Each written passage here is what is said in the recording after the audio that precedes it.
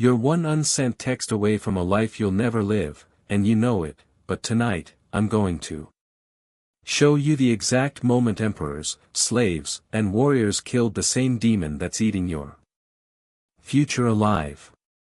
What if the freedom you're begging for is hiding in a single breath you've already refused to take? As you watch, kindly spare a second to subscribe to this channel and turn on the notification bell to get notified when we share our next video. You're not overthinking because you're smart, you're overthinking because you're afraid to feel the weight of a single, irreversible decision. That's the lie you tell yourself at 2:47 a.m. while the blue light carves shadows under your eyes and the same sentence loops like a broken record. What if I choose wrong? The irony is brutal. The mind that prides itself on foresight is the same mind that blinds you to the present, turning every possibility into a prison bar. You scroll through worst-case scenarios the way gamblers chase losses, convinced that if you just simulate the disaster one more time, you'll finally outsmart it. But the house always wins, and the house is your own attention. Look closer. That knot in your stomach isn't wisdom, it's avoidance wearing the mask of diligence. You rehearse conversations that will never happen, rewrite emails you've already sent, map out apologies for offenses no one remembers but you. Each mental rerun costs you the only currency that matters: this unrepeatable moment. The Stoics saw this 2,000 years ago and named it cleanly, pathos. The passive suffering we inflict on ourselves by clutching at what we cannot hold. Epictetus didn't mince words. You're not disturbed by things, he said, but by the views you take of them. Translate that to now, your ex's silence isn't killing you, your interpretation of it is. The promotion you didn't get isn't the problem, the story that you're not enough is. Here's the part that stings. Overthinking feels productive because it's exhausting. The brain mistakes fatigue for progress, the same way a hamster mistakes motion for distance. You collapse into bed proud of how deep you went, how thoroughly you examined every angle, never noticing that the only angle you avoided was action. You treated thought like a fortress when it was a treadmill. And the deeper you dug into the mental trench, the higher the walls became, until the sky, the real world of risk, touch, consequence, disappeared entirely. Let me paint the scene you already know by heart. You're 29, 37, 43, age is irrelevant, and you're staring at a half-written text to someone who matters. The cursor blinks like a heartbeat. You type, delete, retype, delete again. You Google their name plus new girlfriend at 1:12 a.m. You refresh the message thread every 47 seconds for signs of life. You draft a casual opener, then a vulnerable one, then a witty one, then nothing. By sunrise you've composed a novel in your head and sent 0 words into the world. The relationship dies not from rejection but from starvation, and you are the one holding the fork. Or picture the boardroom. The slide deck is flawless because you triple-checked the font kerning at midnight. You've anticipated every objection, every smirk, every raised eyebrow. You walk in armed with data, contingency plans, color-coded footnotes. Then the first question lands, simple, direct, and your mind blanks. All that preparation was a shield, not a sword. The room smells opportunity, you smell panic. You leave with polite smiles and the quiet certainty that you overcooked the meal until it was ash. Now the cruelest twist. The people who move through life with apparent ease aren't dumber than you. They're not luckier. They simply refuse to pay the cover charge of imaginary futures. They feel the fear. The doubt, the gravitational pull of what if, and they step anyway. Their secret isn't ignorance, it's consent. Consent to be wrong. Consent to be hurt. Consent to look foolish in the pursuit of something real. You call it recklessness. They call it oxygen. But consent isn't blindness. The Stoic doesn't leap off cliffs, he maps the fall and packs a parachute of principle. Marcus Aurelius ruled an empire while reminding himself every morning that he might not live to see evening. That wasn't morbidity, it was calibration. Death gave urgency to choice. Your version doesn't require imperial conquest. It requires a 3x5 card on your mirror that reads, "Today, I will act once. Before I analyze twice." One phone call. One submission. One honest sentence. The muscle atrophies without use. Let's excavate the root. Overthinking is a trauma response dressed as strategy. Somewhere along the line you learned that perfection equals safety. Maybe a parent praised the A+ and ignored the C. Maybe a lover left when you showed the unpolished edge. Maybe the first time you risked and failed, the pain was so sharp you vowed never again. So you built a simulation engine in your skull, a virtual reality, where every outcome is stress-tested until it's sterile. The child who needed control became the adult who mistakes motion for movement. The cage is gilded, but the lock is internal. The way out is not positive thinking, it's precise thinking. Stoicism doesn't ask you to feel better, it asks you to see clearly. Start with the dichotomy Epictetus etched into eternity: some things are up to us. Some are not. Draw the line in your own blood if you have to. The weather, the economy, the strangers' opinion, file under not mine. Your next action, your next word, your next breath, file under mine. The relief is immediate and physical, like setting down a backpack you forgot you were carrying. Tonight, do one unforgiving thing. Take the thought that visits most often, the one that wakes you, the one that tastes like rust, and write it on paper in black ink. Every detail, every branch, every catastrophic domino. Then read it aloud in the ugliest voice you can muster. Hear how theatrical it sounds when the echo hits the walls.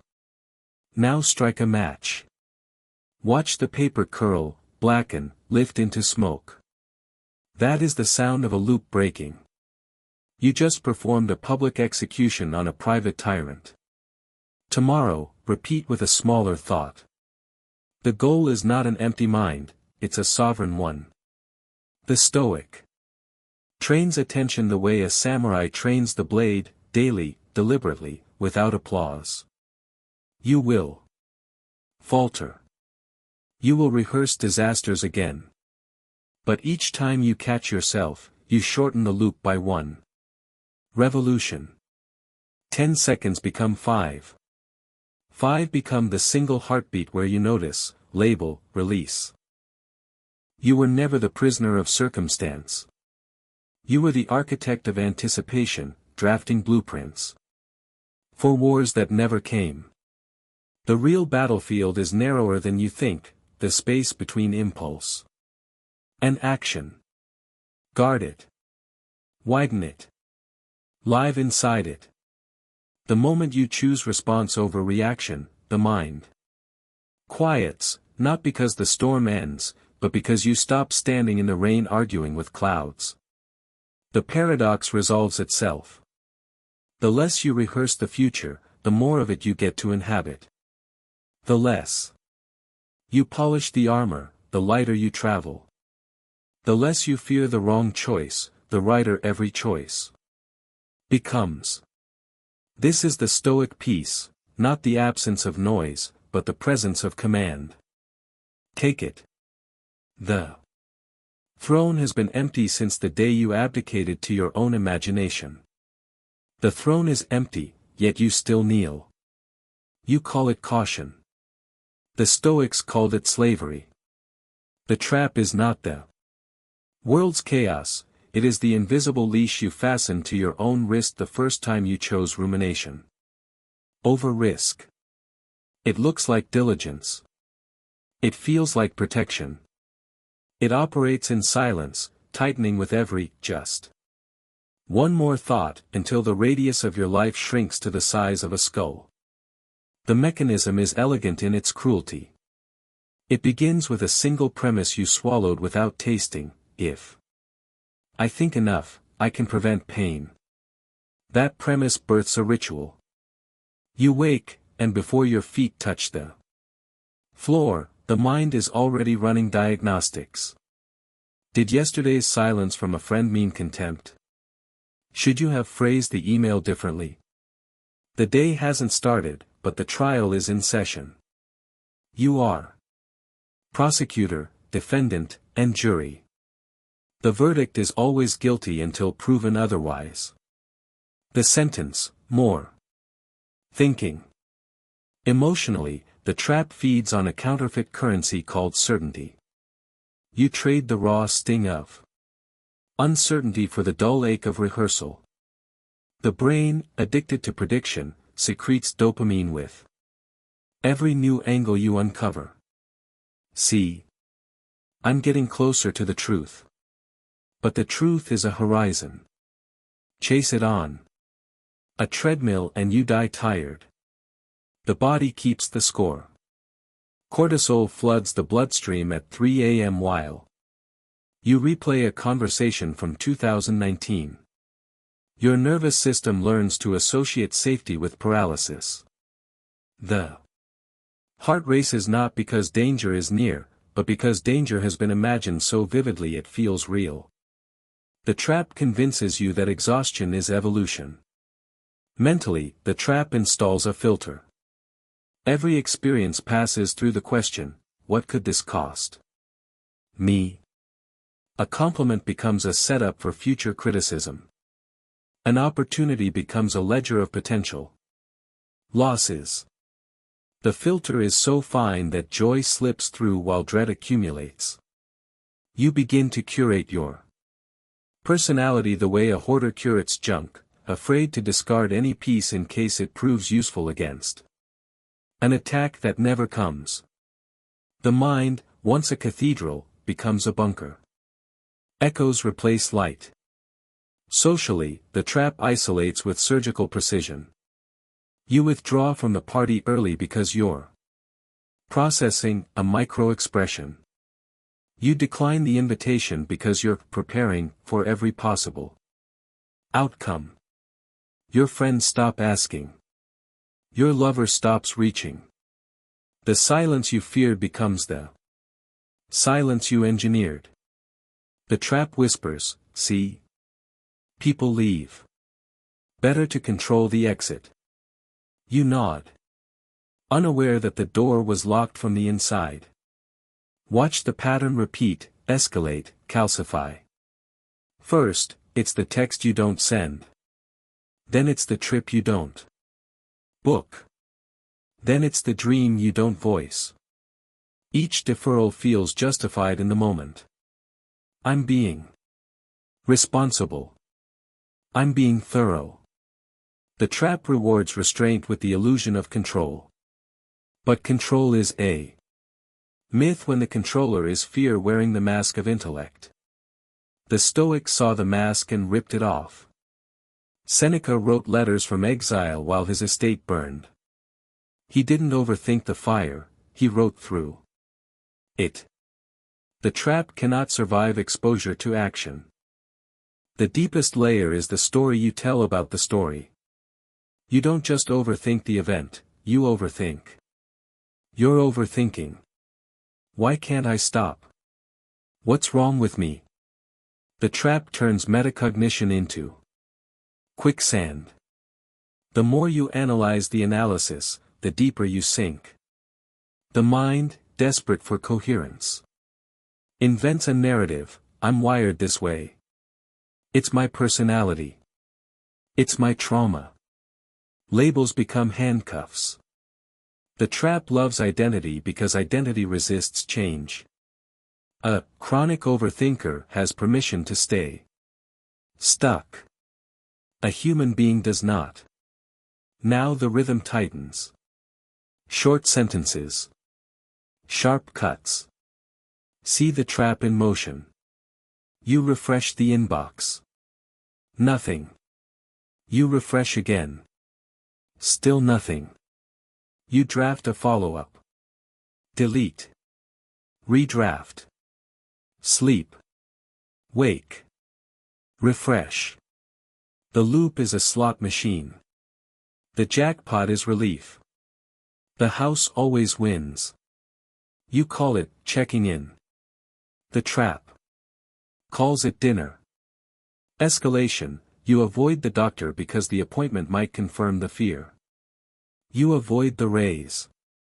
Conversation because rejection would validate the doubt. You avoid the mirror because the reflection might demand change. The trap scales effortlessly from the mundane to the existential. A missed call becomes a missed life. The monster grows fat on exceptions. This time it's different. This decision is too big. This relationship is too fragile. Every exception is a brick in the wall. The trap convinces you that overthinking is proportional to importance. The higher the stakes, the longer the rehearsal. But stakes are not measured by outcome, they are measured by presence. The Stoic knows the only stake that matters is the one driven through the heart of hesitation. Here is the invisible enemy unveiled, the trap is not thought itself. It is attachment to thought. The mind is a river. You dam it with attention. The flood is not the water, it is the dam. Remove one stone, one deliberate action, and the current resumes. The trap hates momentum. It thrives in stasis. It dies in motion. Tonight, the trap will offer its usual bargain, think a little longer and you'll be safe. Refuse the deal. The Stoics left a blade for this moment. Call it the premeditatio malorum in reverse. Instead of imagining disaster, imagine the cost of inaction. Picture the text unsent in 10 years. Picture the love unspoken at the funeral. Picture the dream rusting in the garage of your mind. Feel the weight.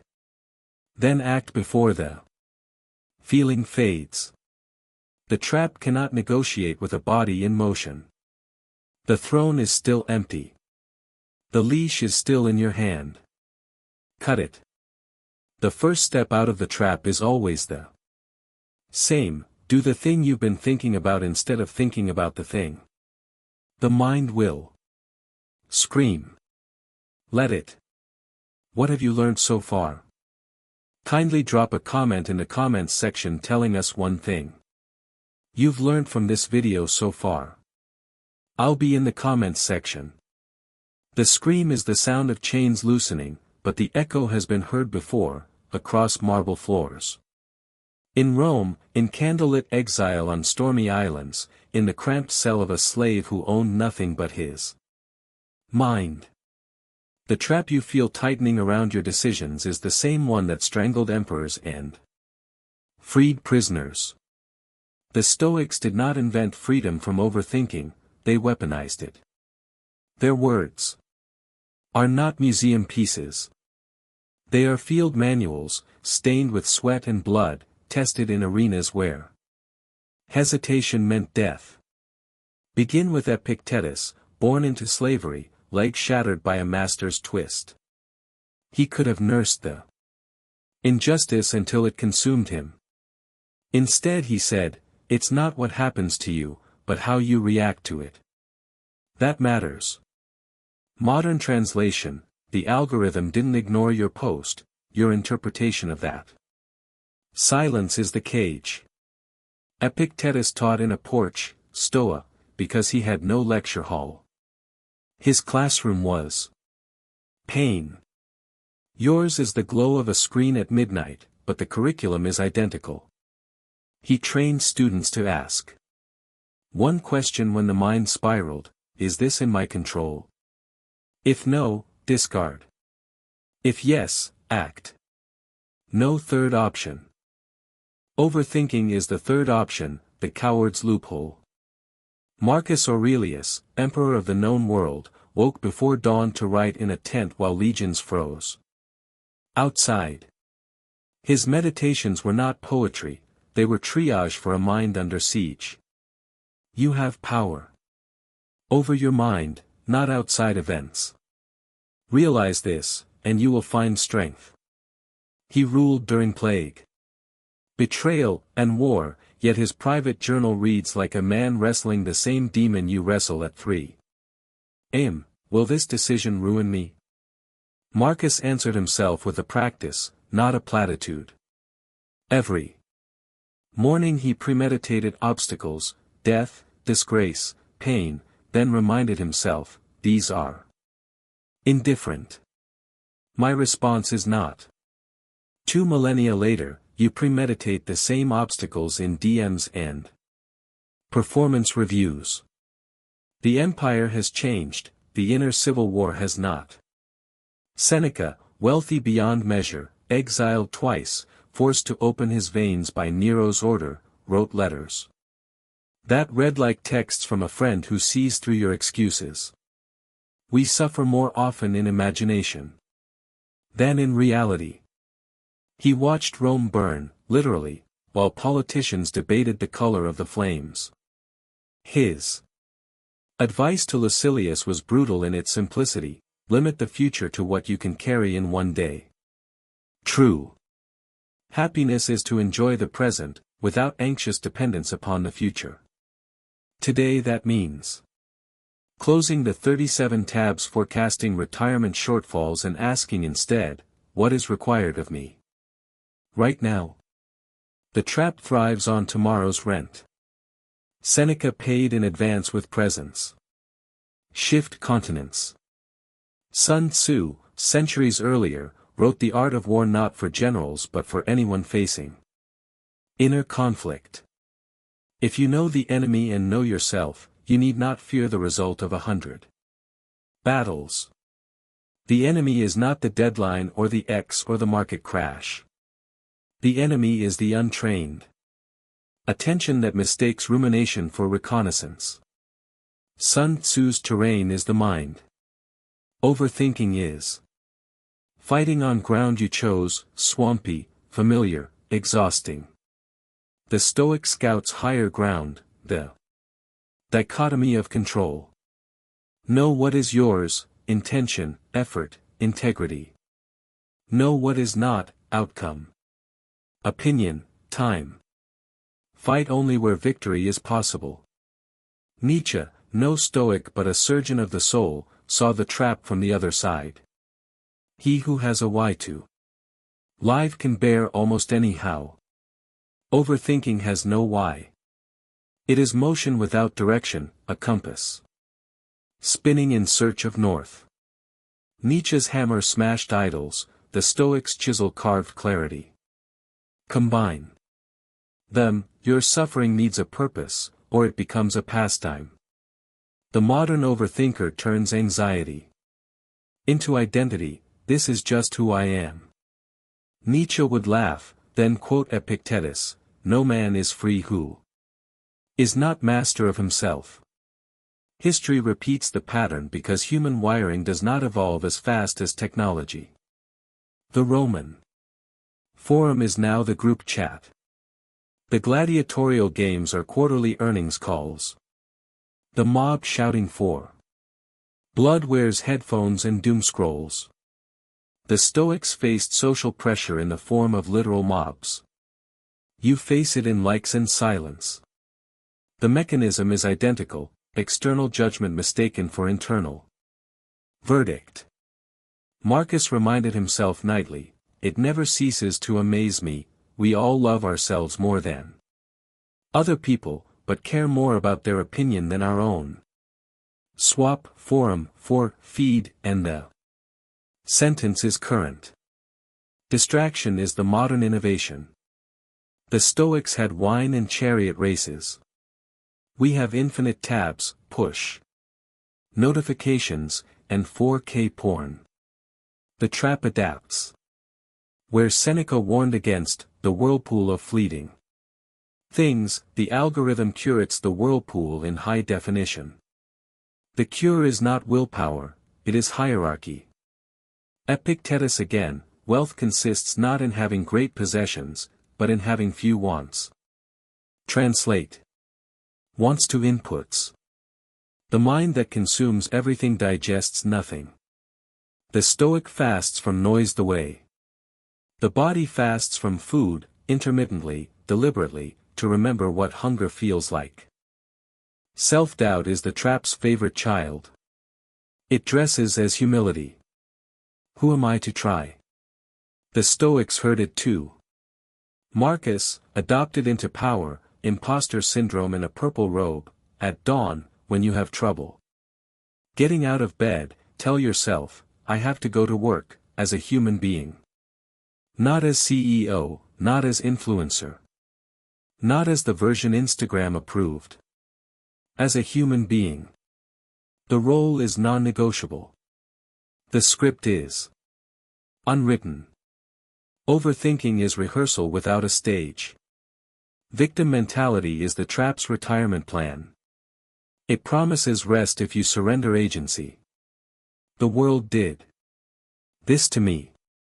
Epictetus, the slave who outlived his master's cruelty, would spit on the excuse.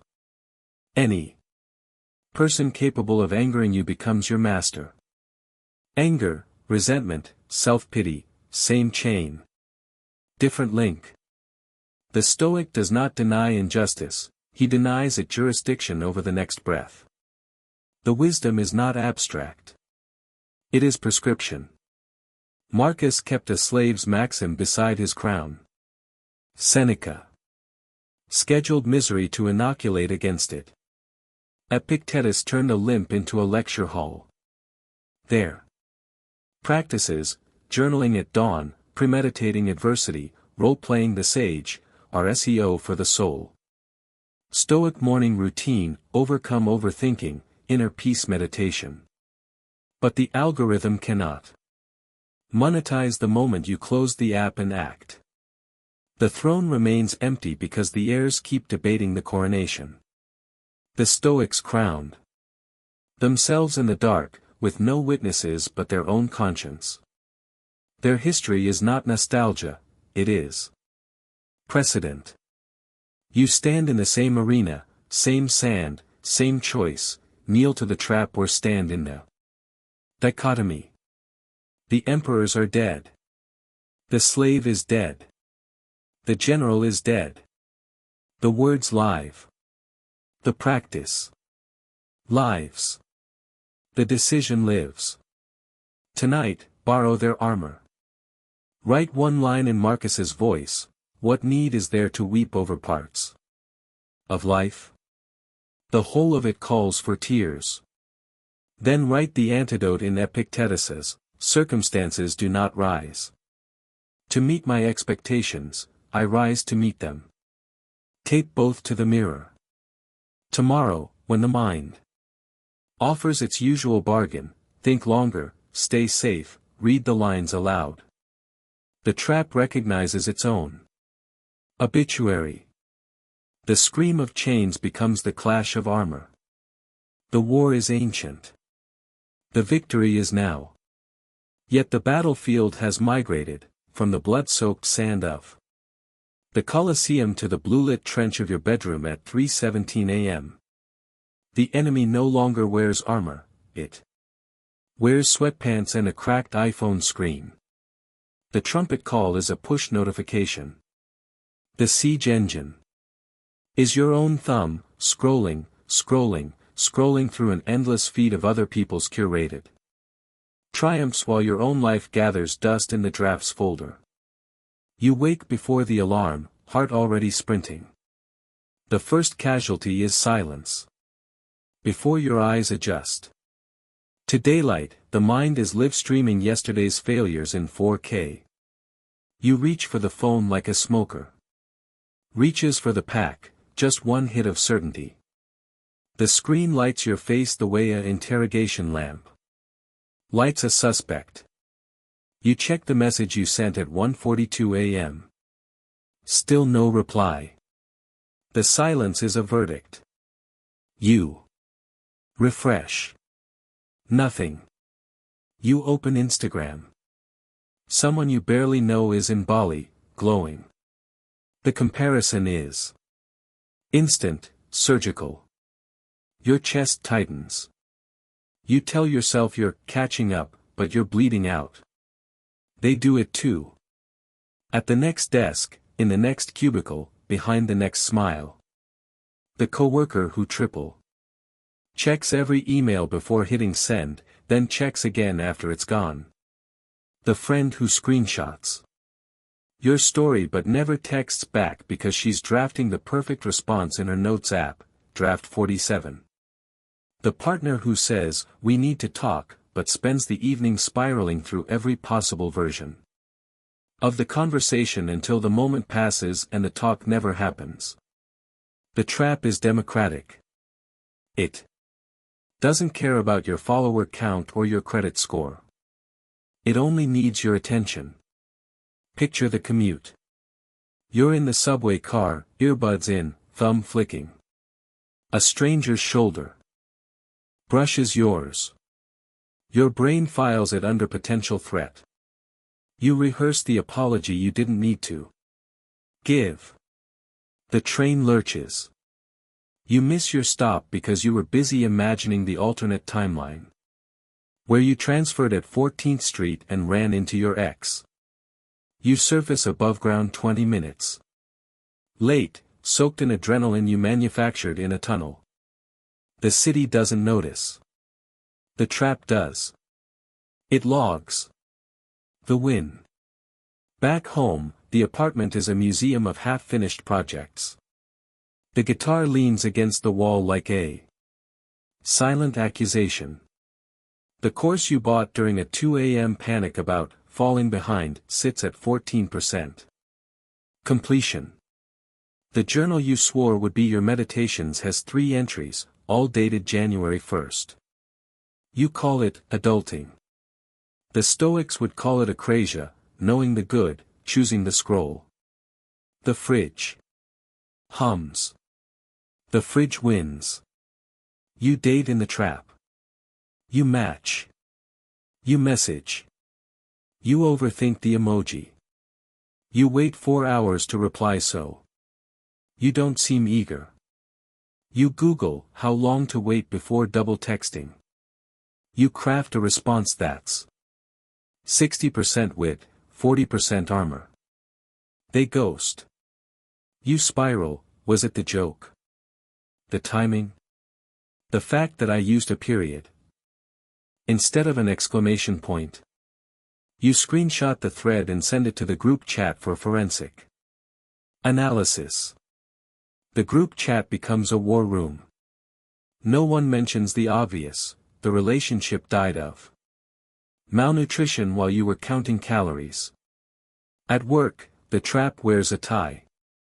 You're in the meeting, slide deck polished to a high gloss. You've anticipated every question except the one that lands. What do you think? Your mouth opens. Nothing. The rehearsal was perfect, the stage is real. You nod, defer, promise to circle back.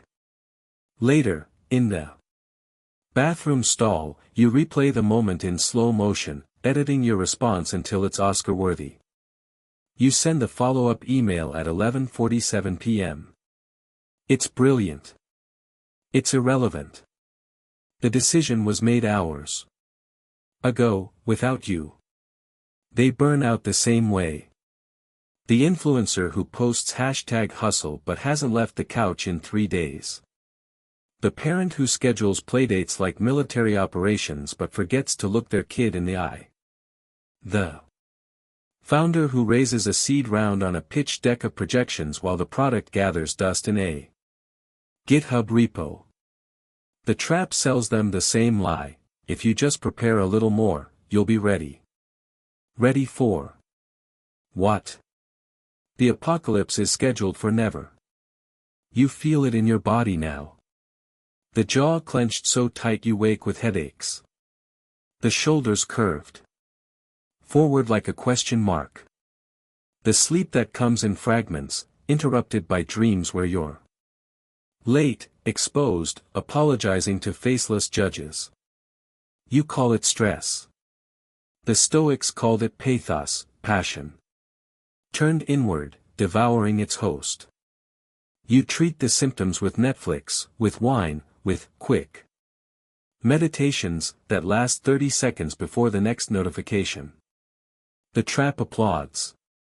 It loves a good coping mechanism. But the mirror cracks when you catch yourself in the act. You're doom-scrolling climate headlines, heart racing, when the thought lands like a blade: I'm rehearsing despair for a future I can't control. You close the app. The silence is deafening. For the first time in months, you hear your own breath. You pick up the guitar. The strings are out of tune. You tune them. You play 3 chords. They sound like shit. You play them again.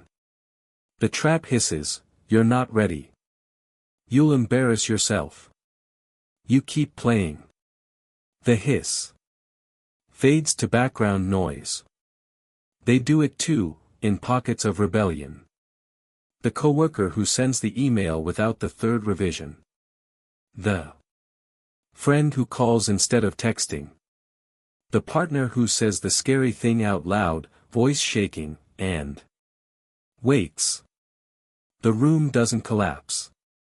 The sky doesn't fall. The trap loses a soldier. You start small, the way Marcus started with dawn reminders. You set the phone to grayscale. The dopamine hit dulls.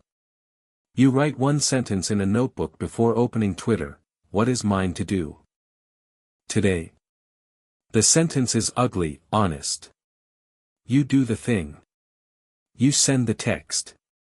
You ask for the raise. You publish the post. The world doesn't end. The trap shrieks, then negotiates: fine, but next time think longer. You smile.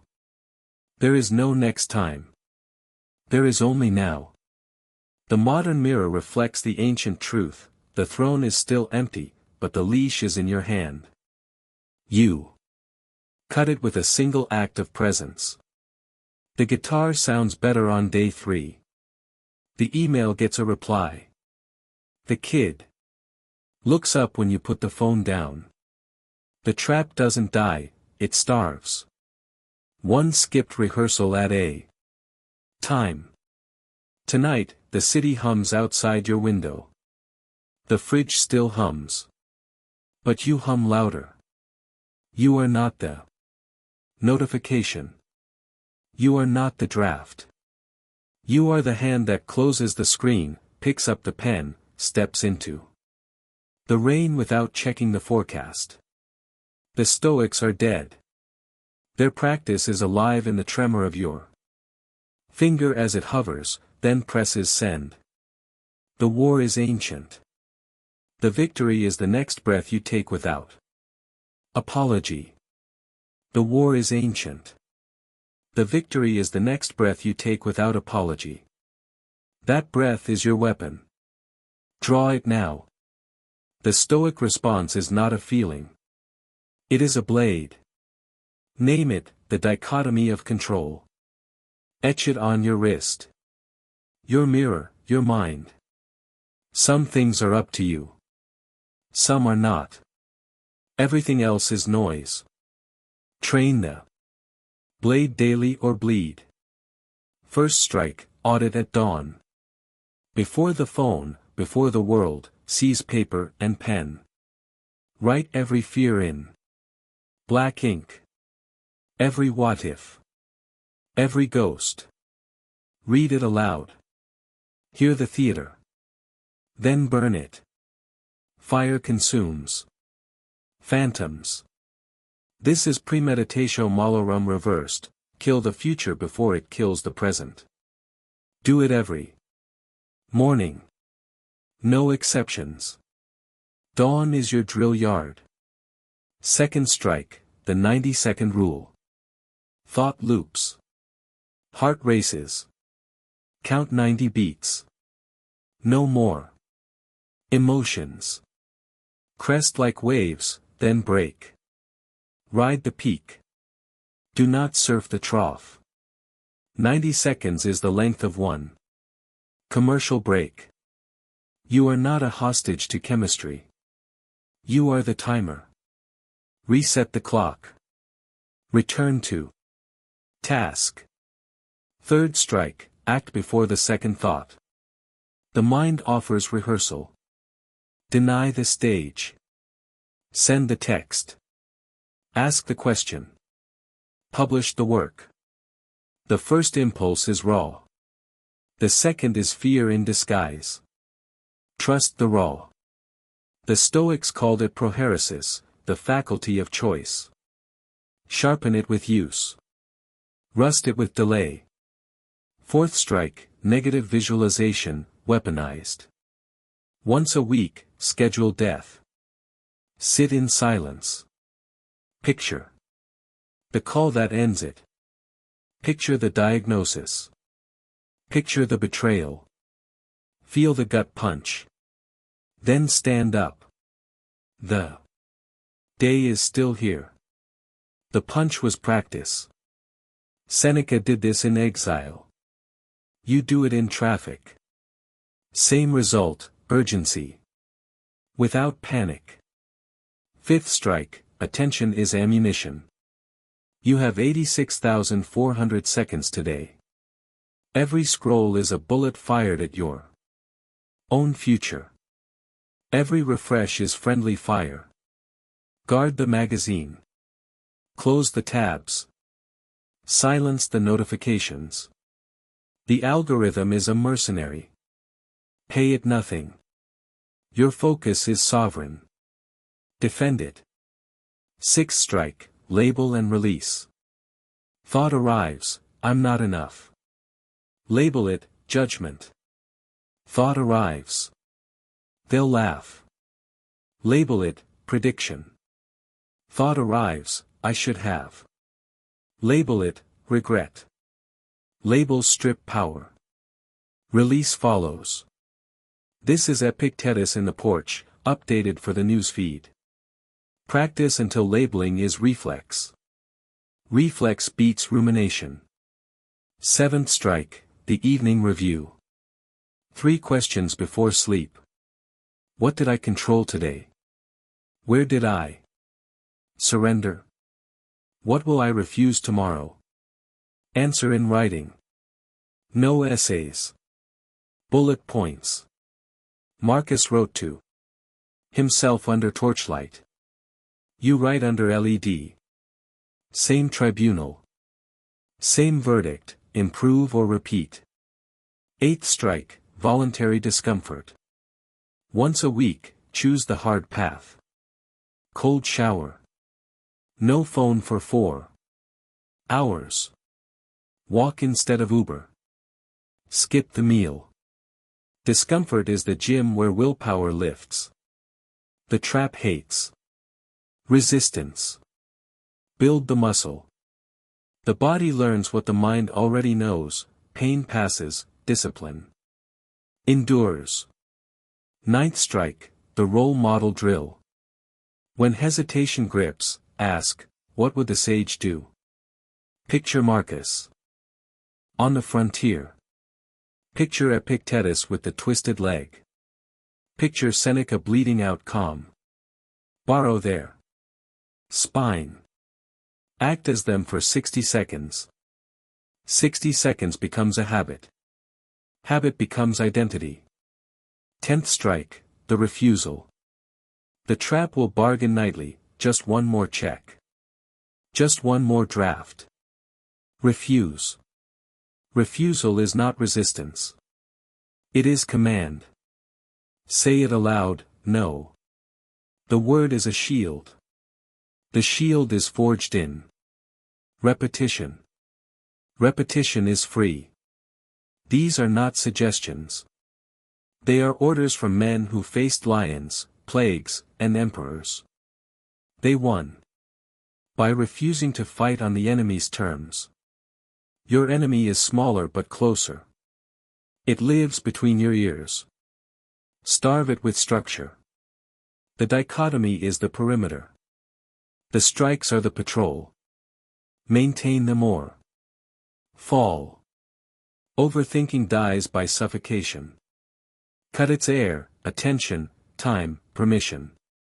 The Stoic response is oxygen for action. Inhale discipline. Exhale delay. The throne fills the moment you sit. No coronation required. Just the next controlled breath. Weapon loaded. Safety off. Engage. But engagement is not the end, it is the doorway. The blade cuts through overthinking, and on the other side lies silence, not the silence of defeat, but the silence of sovereignty. Here the Stoic response stops. Being a tactic and becomes a revelation, you are not your thoughts, you are the space that chooses which thoughts to host. This is the philosophical turn. The war ends not with a final battle but with the realization that the battlefield was rented, not owned. Zoom out. The 3 a.m. scroll, the unsent text, the rehearsed apology, these are not isolated incidents. They are symptoms of a deeper confusion, mistaking the mind for the self. The mind is a tool, a restless hound that sniffs every shadow. You are the master who decides whether to unleash it or leash it. Epictetus, once property, owned nothing but this distinction. He walked free while chains still rattled on his ankle. The modern equivalent is simpler and harder. Close the app, and the empire of noise collapses. The throne was never in Rome, it was always behind your eyes. Mortality sharpens the lens. Marcus stared at skulls on the battlefield and saw his own. You stare at a newsfeed and see the same truth in pixels. Everyone you envy will die, everyone you fear will die, you will die. The deadline is not a threat, it is a gift. It turns every second into currency. Overthinking is inflation, spending a fortune on futures that never arrive. The Stoic spends on the present, knowing the market closes at an unknown hour. This is memento mori for the digital age. Your battery icon is a skull. Charge it with intention or watch it drain on autoplay. Destiny is not a script written in the stars, it is a sentence written in the present tense. You do not discover purpose by thinking harder. You uncover it by acting cleaner. The guitar that gathered dust begins to speak when fingers bleed on strings. The message that lived in drafts becomes a bridge when sent. Purpose is the residue of disciplined choice. Nietzsche's Amor Fati meets Marcus's Dawn Journal. Love what happens because you made it happen. Not all of it, only the part inside the dichotomy. The rest is weather. Freedom arrives disguised as constraint. The world sells liberty as option overload, 47 dating apps, 12 streaming services, infinite career pivots. The Stoic sells liberty as subtraction. Remove one want, and the cage door opens. Remove one notification, and the bars bend. Freedom is not having everything, it is needing nothing the external world can withhold. The phone goes silent. The mind does not. The Silence is now yours to fill, with music, with breath, with the uncluttered now. Identity dissolves in the turn. You are not the overthinker. You are not the victim of silence. You are not the sum of unread messages. Identity is a costume, character is the body underneath. Strip the costume. In the evening review, ask, did I act with reason today, or did I react with habit? Reason builds character. Habit rents identity. The Stoic chooses ownership. The universal clicks into place. Every human who ever drew breath faced the same fork, react to the world or respond from principle. The fork is older than language. The cave painter who hesitated before. The ochre chose response. The astronaut who flipped the switch chose response. You choose it when you close the laptop at 10 p.m. and read to your child. The choice is not heroic, it is human. The trap convinces you the fork is a maze. The dichotomy reveals it as a line, left is external, right is internal. Step right. Stillness settles. Not the stillness of paralysis, but the stillness of a lake that reflects truth instead of rippling with wind. In this stillness, overthinking is revealed as a childish tantrum, I want certainty before I move. The adult answer is gentle and final, certainty is a corpse. Life moves. The Stoics did not promise peace as the absence of storm. They promised peace as the presence of steering. Hold the wheel. The storm becomes scenery. The philosophical turn is complete when the question changes. You stop asking, what if I fail, and start asking, what is required of me now? The first question is a loop.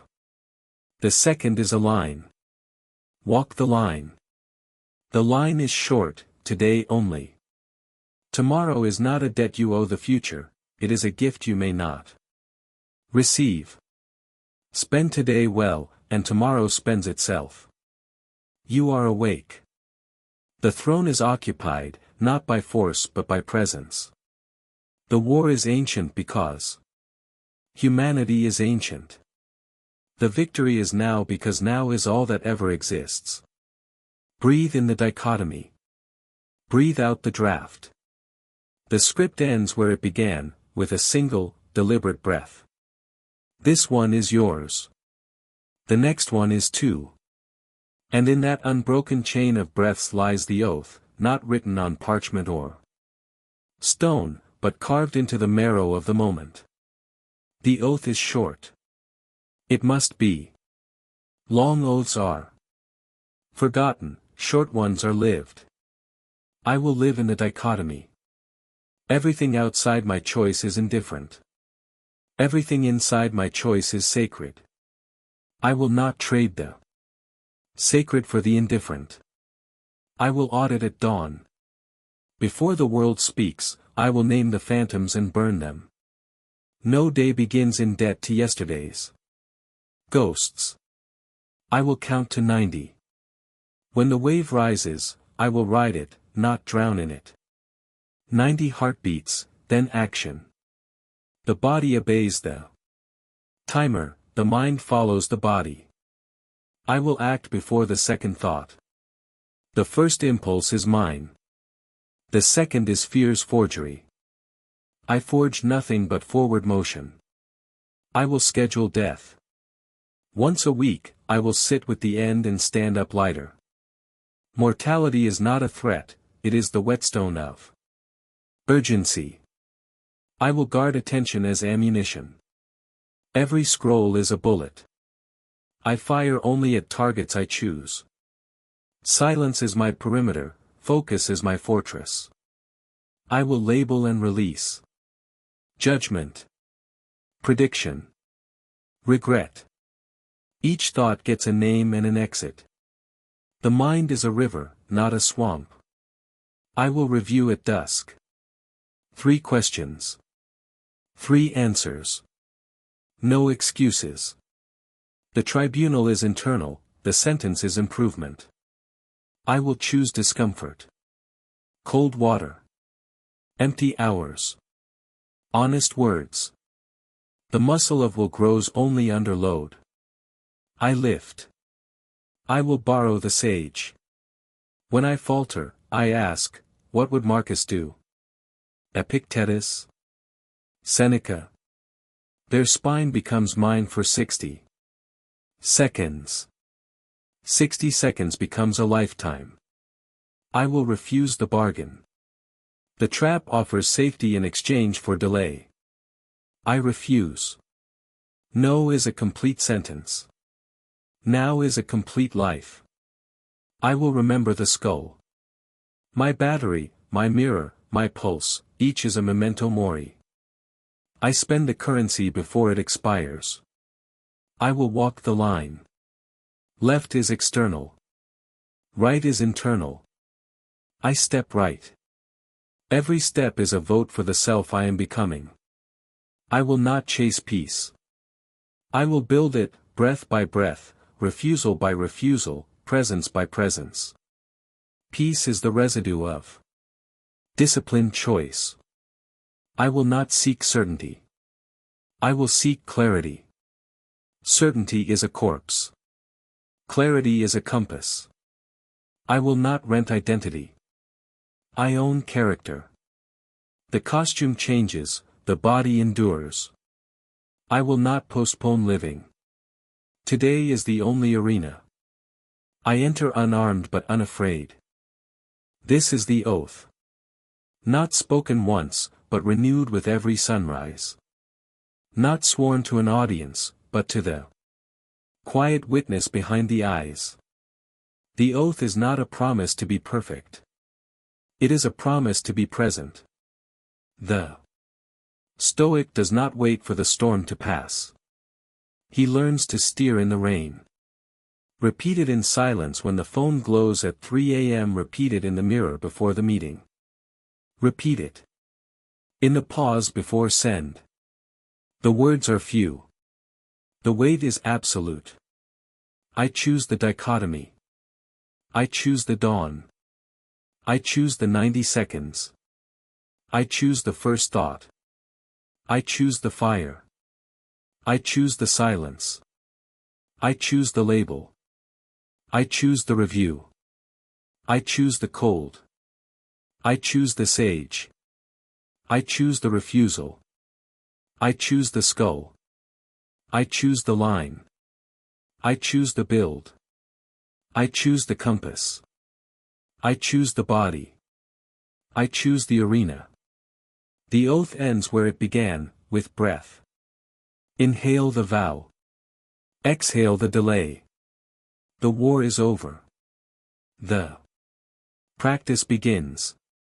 If this message spoke to you, follow for clarity, not comfort.